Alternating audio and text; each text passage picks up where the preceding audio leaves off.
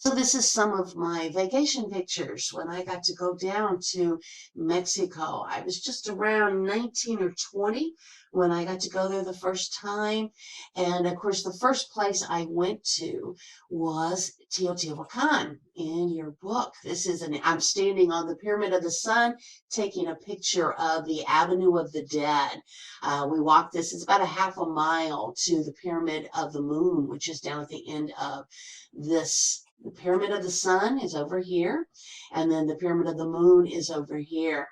They let you climb the Pyramid of the Sun. They don't let you climb the Pyramid of the Moon anymore because it's in disarray. Too many accidents have happened. I got to go there my second or third year in college with the fencing group. We had a group discount, and it cost me $8 to take the train down to the interior of Mexico. If you notice on the map, Mexico City is way down in the interior. So Teotihuacan means gathering of the gods. And this was a site that goes way back before the Aztec Empire. When Cortez arrived, the Aztecs were in this city. And so we gave credit to the Aztecs for building it, but it goes way back before the Aztec Empire. The three cultures that occupied this region had disappeared, maybe from prophecy. That's one of the theories of why they disappeared, why the Mayan civilization, great empires, disappeared too. They literally abandoned their cities. That is one theory. Another theory of why they disappeared was, you can see in the background here, this is the edge of the Chihuahuan Desert, so it was overcultivated. A lot of people think that just starvation and overcultivation of the soil, the no minerals in the soil left to produce crops. So that's another reason why they believe that this site was abandoned. They grew maize, corn in this area, and it's not the corn, the yellow corn we see in the grocery stores. It's the black corn, which is native to the Americas, and they introduced it. This was a major trade center, so they introduced it to all the people in this region. They also traded obsidian, beautiful. In the other video I show you an image of obsidian, very malleable substance, mineral that you can carve, and the edges, when they flint off, you can break it off, and the edges are so sharp, it's sharper than a surgical knife. So that's what they used to cut the hearts out of their victims too. So Teotihuacan goes way back before the Aztec Empire. And yeah, I got to go see it. I've been to this site twice. Like I said, it was very cheap to go to Mexico, great vacation. Right now it's dangerous, so I don't encourage people to go there right now. Even my friends that are from this region are nervous about going there because of some of the violence going on in this region. Now, this is called the Avenue of the Dead, which is basically they would march their victims, the Aztecs would march their victims all the way up to the Pyramid of the Sun, the Pyramid of the Moon over here. I'm actually standing on the Pyramid of the Sun looking down at the Avenue of the Dead.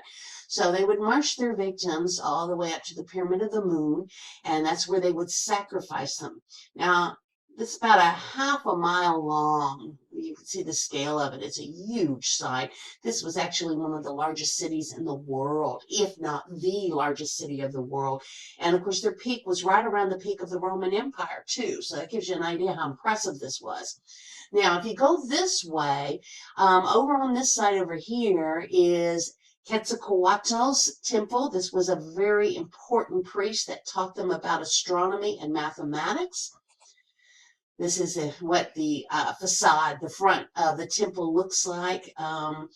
You can still see some of the paint that's left there. Remember, all of antiquity was brightly painted, so this probably contrasted beautifully with colors. We love the beautiful earth tones today, but in their time period, it was all brightly painted, and you can still see some of the paint remaining on it right here and right here.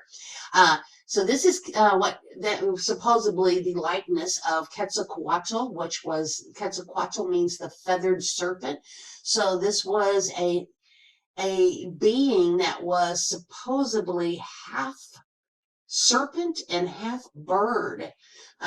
Interesting. The ancient astronaut theorists are all over that. But there are some interesting things that happened in these early civilizations. So it's worth recognizing. Nonetheless, whoever this was, they taught, he was responsible for giving them their knowledge of mathematics. Remember, the Maya invented the number 0, and the Aztecs adopted, since the Aztecs come much later than the Maya Empire, the Aztecs adopted a lot of all of the beliefs of the Mayan philosophy. Tolok is the name of the rain god here, and you can imagine if you lived in the desert, Tolok was a very important figure as well. So that's Quetzalcoatl. That's one of the images up close of him. These are actually, when I took these images, I had a tiny little Kodak camera. This was in 1980, so it was way before digital cameras came out, or at least before they were cheap enough for the average person to buy. So this was all taken with a little Polaroid or my little camera back then, little pocket camera, and I scanned these in recently so I could save them. I went there with my sister. This is my sister right here. She is the one that actually majored in Spanish and taught at the university, and first in Querétaro and then in San Miguel de Allende. There's 2 San Miguels in Mexico. So she was at San Miguel de Allende, deep in the mountain territory on the east side of Mexico, where they run the bull through the streets. So very classic town. So that was, and this is me right here. Like I said, it was like 19 or 20 at that time. So that was my first trip to Teotihuacan, which is in your book, right outside. It's right outside Mexico City.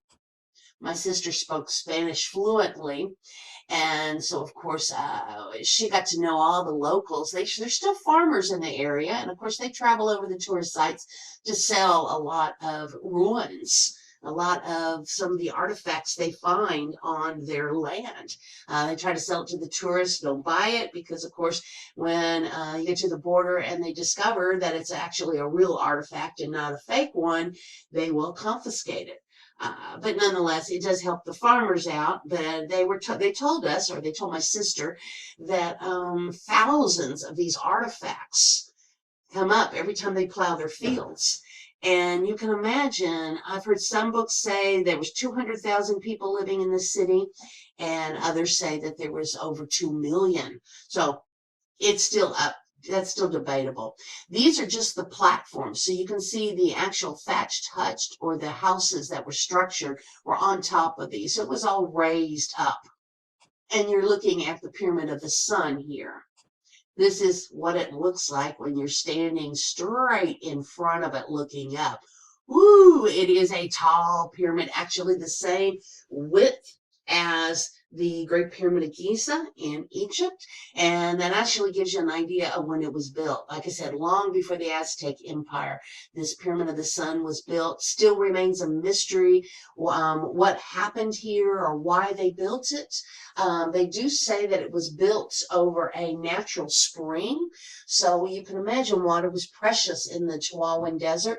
So a lot of people think that has a lot to do with the theory of why it was built. Nonetheless, like I said, it's not hard going up, but coming down, you will see people hugging the stairs. And yes, people have tripped and fell and broken all the bones in their body falling down these. Now, I went to the Yucatan Peninsula many, many years later. Again, it was still a wonderfully cheap. We saved up, I think the whole vacation cost me under $300. To give you an idea. And of course, we flew that time because the Yucatan's much, much farther down in Mesoamerica, but it's still part of Mexico. But when I went to the Yucatan Peninsula, of course, we saw the Chichen Itza. That's in your book here. I like this image because it's a good scale. Again, all I had back then was a tiny little camera, so I scanned in all my old pictures that were over 20 years old, and put them on saved them on a disc for you guys. So here is the Chichen Itza pyramid, and this is another huge site. And the Maya Empire was goes much farther back, BC, when they built it. And of course, most of the cities were city-states, meaning they each had their own ruler, and they did war and compete against each other. I mentioned before that the Maya were expert astronomers and mathematicians. I was at this site on December 22nd. December 23rd is the winter solstice, and they perform a ceremony.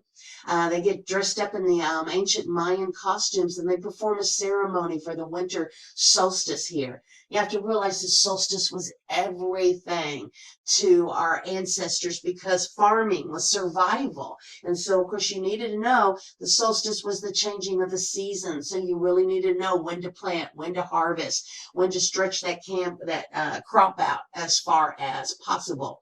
And like I said, maize, the black corn, was the common staple food of the Maya. And of course, they traded with people all over the Americas. They taught some of the Native Americans in what occupy the United States today. They taught their ancestors how to grow corn. The black corn grows very well in dry climates. Doesn't need a lot of water. So that's why it was a staple food. It was something that could fill them up when they couldn't grow other crops or find hunting. Notice this cool little shadow coming down the side. On December 23rd, when the sun rises, it casts a shadow on this actual pyramid that causes it to look like a serpent that is slowly going down into the earth, blessing the earth. That took a lot of planning, a precise understanding about the directions and where the sun would be on December 23rd. So again, that shows how accurate and precise the Maya were with their understanding of astronomy and the sunrise and the solstices and mathematics, and all this is incredible. It really shows evidence of how sophisticated this society was. Remember, they recorded their own history, and this was outside influence of any kind of European influence. This was the observatory. It looks kind of like our domed observatories today, but in their time it was long and straight and it went way up. And this is where the Mayan priests would go and observe and study and record the stars. I didn't get to go up on it because our tourist guide wanted us to stay and listen to a lecture. Don't let tourists do that to you. I mean, this is probably the only chance I got to see this site. Now I never got to go up there, and you can see plenty of people got to visit it. Nonetheless, their hieroglyphs are all over their buildings, and you can imagine they were brightly painted at their time. So this is another part of the site here with the beautiful hieroglyphs. We did not know how to crack the Mayan code and read Mayan hieroglyphs until right around the end of the 20th century. I think it was in the 80s. A very young man, and is about 24 years old, cracked the Mayan code, which was remarkable. He won an award for it because you can imagine thousands of scholars all over the centuries trying to crack the Mayan code. And here's this young man that finally did it. There's a little bit of write-up in your textbook about the Mayan writing system being logosyllabic, which is one of the reasons why it was so hard to crack the code. Logos it's not phonetic, so they didn't, the syllables did not represent the way they spoke. So it was very hard to crack. Nonetheless, they did, and so now we know we can read. It was also hard to crack because when the Spanish conquistadors came in to these cities, most of the cities were abandoned. So, and they left their textbooks behind, which of course adds to the mystery of why they did that. But nonetheless, though, the Spanish conquistadors found all these texts that the Maya invented paper too. So they had a type of paper that they used to record their history on. And so the Spanish conquistadors, of course, saw these as works of the devil, and so they proceeded to burn all these codices. That's plural for codice is a text, and so codices are plural. So many textbooks they attempted to burn. However, there were people in the crowd that thought it was not a good idea to burn somebody's history. So 3 or 4 codices were smuggled out, and still on display at the museums today. Those are what we use to crack the code. But you can see, like the ancient Egyptians, they wrote their hieroglyphs, carved their hieroglyphs all over the place. This is, you can see the pyramid that I showed in front, that's over, we go down this walkway here, and there's a ball court over here. Yeah, let me see if I can find the ball court for you. On the side of the ball court, I went ahead and doctored this image. These are two pictures pieced together. You can see how it's a little warped right here, but that's because I took a picture here and then I went over and took a picture here. Now, the ball court, you have a tiny little disc. You saw that in the other slideshow. So there's a tiny little disc that they have to fit the ball through, and of course they can't use their hands. And we argued for many years whether it was the winner or the loser that the Maya sacrificed. They didn't do mass sacrificing. The Maya let you fight for your life, or let you think you were fighting for your life, because these games were rigged. It was supposed to represent the cosmos, so they always knew who was going to win. But so it really didn't matter if it was the winner or the loser, but nonetheless, the victims, the people playing the game, actually were sacrificed to the gods. And here's the ritual right here. Here's the big ball. It's kind of exaggerated. That ball's way too big. It would not fit through the little ring. But you can see the head of the victim right here. The skull represents the head of the victim. And then this looks like maybe a god that's receiving it. Here you can see that the Mayan priest has just chopped off his head, and 7 snakes emerge from his neck. One's protruding over to this Mayan priest who is either receiving it, and I'm guessing that this bag here is where they're placing the head or the heart to give to the gods. So it was all an offering to the gods. The entire game was the game of the cosmos. And, it was a sports event, so people showed up to watch it. Poor victims that were playing, the players of the game, were going to be sacrificed nonetheless. Because, again, they accepted that belief that they needed to offer sacrifices to their gods to appease them. And I also got to go to Tulum. Another day I spent at Tulum, which is right on the edge of the Yucatan Peninsula, looking out over this beautiful turquoise water. No, that's not a doctored image. That's how beautifully blue the water is. They say there's 9 shades of blue in the Caribbean. So Tulum is a very sacred spot where the Mayan priests lived and the villagers lived around the site. And this is where they recorded a lot of their history. And when the Spanish conquistadors arrived, this site was completely abandoned. This building right here, I want to focus on because, first of all, it's a perfect site for looking for your enemies, anyone. It's a perfect strategic site because they can look and see, who's coming by ship or who's traveling along the coastline. But this building was also a very sacred building. This is the back side that looks out over the ocean. Beautiful carved temple. Once again, you can see it's a post and lintel system for construction. Very tall cliff that looks out over an edge of natural cliff. And this is the other side of it. And you can see there's a rope there, so I couldn't get any closer. But I want you to focus on this little cavity right here with a god coming out. He's upside down. His legs are above him and his hands are below him. And there he is. And I believe I did a drawing of him to show how he's situated there. So what's neat about this building is that on December 23rd, again, the winter solstice, which was so important for farmers, this god, when the sun comes up, it shines through the other side of the temple and creates an orb of light right here. And as the sun comes up, it looks like this god with a shadow cast, looks like the orb of light is being brought down into the ground, blessing the ground again.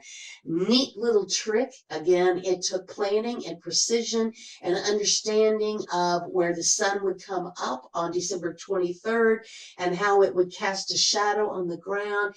Again, showing the incredible precision of the Maya and how they built their structures. Now, I don't have any images of the Aztec capital, Tenochtitlan. Remember, Tenochtitlan is the Aztec capital. Teotihuacan goes way back, but then the Aztecs, when they occupied that territory, took over Teotihuacan too. But you need to know for the exam, Tenochtitlan is the site of the Aztec capital, and it's in the heart of Mexico City. They followed their prophecy looking for an eagle with a snake in its mouth, which rested on an island in the middle of the lake. So the Aztecs took that area and cultivated it, they invented irrigation, and they created this incredible site that was so impressive that when the Spanish conquistadors arrived, they said to each other, "Is this a dream?" Because it was like an amazing utopia. Now, the Aztec made it when their civilization really expanded when they empire, right around the end of the 1400s, 15th century on, and of course, on to when the Spanish conquistadors Cortez conquered them. The Aztecs made it all the way up to the Americas, to what we call the United States today. And this is a site in Arizona, Montezuma's Castle. I had a picture of it that I posted too. Beautiful, the cliff dwellers in the United States, all over the southwestern deserts. You can find these cliff dwellings, and very, very intelligent way to survive in a desert. They lived up in these, and these were your very first apartment complexes until the 19th century. These were the largest apartment complexes until New York City started creating their skyscrapers. So anyhow, what was neat about this adobe style is your ceiling is somebody else's floor. And so there was hundreds, thousands of people that lived here. They farmed in the grasslands down below. Again, this is desert territory, so farming was very important. Maize, of course, they traded with some of the early Maya and then later with the Aztec. And since this is an Aztec site, they already knew about growing corn. This was a natural insulation from, it stayed cool in the hot sun days. And then in the nighttime, when the desert gets freezing cold, it kept it held in the heat. So it was a perfect functional city for them to live in. And so Pueblo Bonita is something we study in Art History 1. Of course, it's called Beautiful City or Beautiful Town, labeled by the Spanish conquistadors because they were so impressed with this way of living. They created, some of these go way back in time, all over the southwestern desert. There's what we call newspaper rocks. So here you have all kinds of petroglyphs etched into rocks from this desert varnish, this algae that grows on rocks that you can scrape away. They would use the scraped away part to create paint, and then they'd also carve in these. So this was their form of communication. They could leave messages at very popular sites where they knew everybody was going to pass. For their friends, gone fishing, be back in 2 moons or something like that. And then also warnings and dangers, or where to find corn, or all these kind of things were messages left on the walls here, all along the edges of these cliffs. Oh, this is newspaper rock.